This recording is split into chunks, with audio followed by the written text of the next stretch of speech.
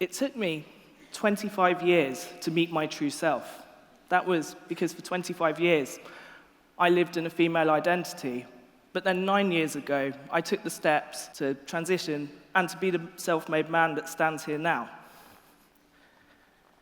I'm very, very comfortable talking about my trans identity and being myself. Being myself is the most important thing to me. But what makes me really uncomfortable, actually, is when I talk about it sometimes in context to the media.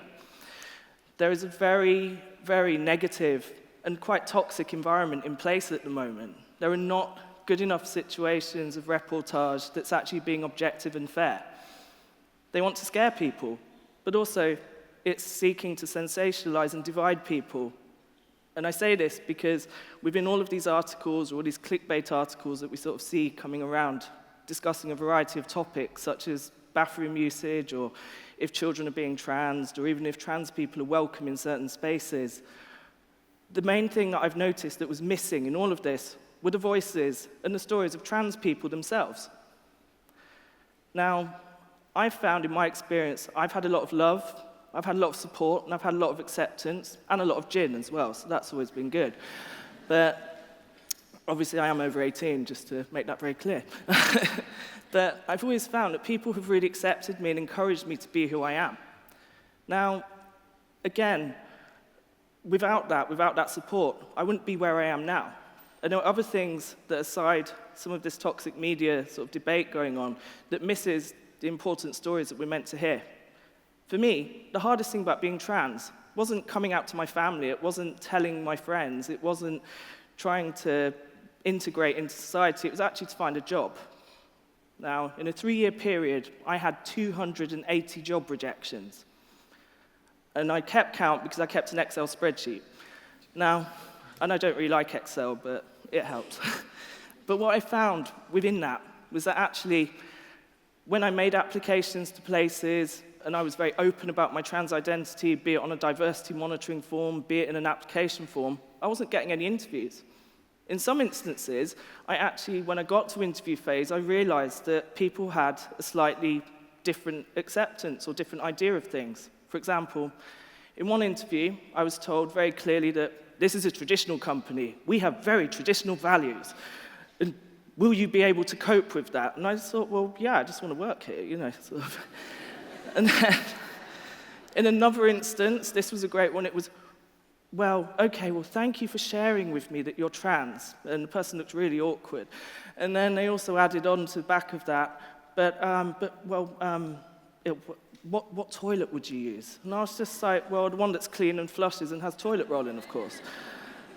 But the most standout interview moment that I ever had was one interviewer became so awkward at discovering that I was trans that she managed to pour an entire jug of water all over the table, and it landed on me.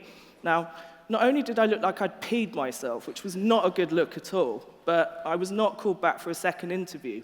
And actually, I was really relieved, because I did not want to have to wear a wetsuit to go back into that place of work. But again, there has been a study conducted in the last few weeks here in the UK, and of some UK firms that were actually surveyed in this. It shows that 1 in 3 stated that they would not employ someone because they're trans. Now, when I first heard that news, I was a little bit shocked, but then I had this really strange feeling of relief. I suddenly thought, oh, it wasn't me. It was about everyone else as well. There was clearly a bias in place, and it's not something to celebrate, but I still sort of thought that goes to show there's a lot of work that needs to happen. And even now in our UK workforces, we have to do more. We can't just have a transitioning at work policy. If you're truly inclusive, you will be able to count on more than one hand how many trans people you've brought into your organization in the last year from the outside coming in. That, to me, is when you start making that inclusion. But again, that is an ongoing process, but we need to hear more of these stories, because I feel that this is more compelling than, for example, a debate over what toilet someone might use. But then there are other areas that I keep finding that we need to hear more stories about. Healthcare is another one, because I feel that's an area that's been grossly misrepresented in our press. For context, when someone decides to transition, or if they go to a GP, if you're going to access the support or the services of a gender identity clinic, because there is no such thing as a sex change clinic, just to be clear on that one, basically, within there, your waiting time is not instant. In fact, the average waiting time is 2 years, or just under that. And then if you're going to have a follow-up appointment, you're looking at anything from about 9 months to about 10 months, depending on where you're at. And when it comes to hormones or anything like that, you don't just go to the doctor and they just write you a prescription and give them out like antibiotics. You're going to have more appointments for that. So the main point within that is that we need to realize that this is not such an instant process. People aren't given surgery straight away, and you don't just have an appointment and the doctor says, right, well, you're going to have hormones, you're going to have surgery, you're going to do this, and then in the next 2 weeks it's done, because it doesn't work like that. We also have to look at what general care is available to transgender people as well when they enter just going to a hospital. Now, about this time last year, I had a kidney stone, which was really painful. And when I went into the hospital, everyone down to paramedics, to doctors and nurses, when I acknowledged and told them that I had a trans identity, they all took a step back. And again, I counted, this happened 7 times, because you may have noticed I like counting certain things. But basically, we got to that stage, and they kept saying, oh, you're trans. Well, I just thought you were a normal guy. And I was literally thinking, normal? What's normal? Sort of. But again, I thought, I'm me. But again, I just realized, I thought, this is really appalling. Even in a hospital, there's this kind of, how do I talk to you, or how do I have this conversation? Which brings me to my next point is, again, the lack of stories. We're not hearing about this enough. We're not hearing that information. But the next piece of information I'm going to share is quite sensitive. And I've been given permission to share this by 2 people that I know. Now, it relates to safety. Now, we do hear a lot in the media sometimes about purported safety or where people's proposed risks are, but actually, statistically, it's been proven many times, and also it is being noted more, that trans women of colour are statistically much higher likely to suffer higher rates of murder, attempted murder, assault, and even suicide attempts. Now, I have a friend that whenever she goes out, she gets a taxi everywhere. It's not because she's being very extravagant.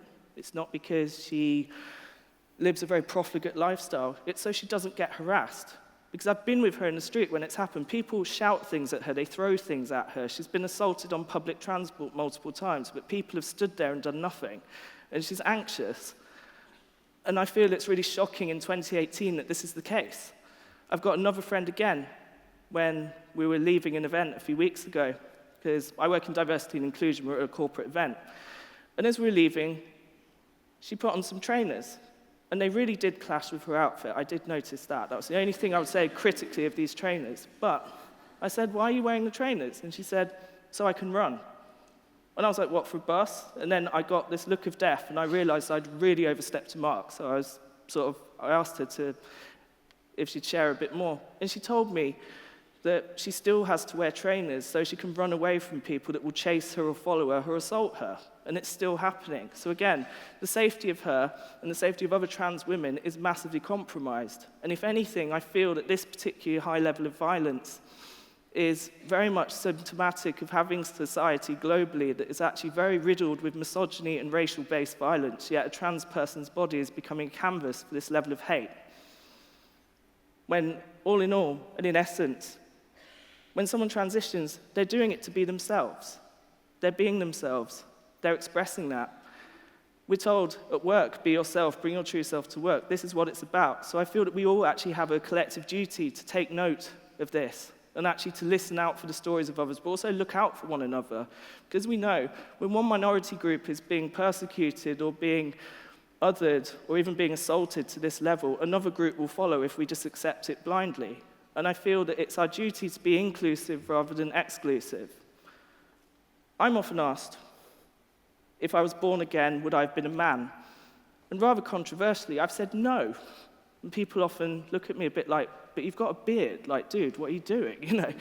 But actually, the reason for that being is that I feel with my life, my experiences, growing up in a female identity and having a male identity now really makes me me.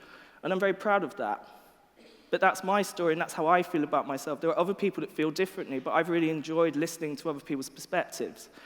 Because all in all, my mother brought me up to be a strong woman and a gentle man. And that's made me who I am today. And that's my story, but I look forward to hearing yours.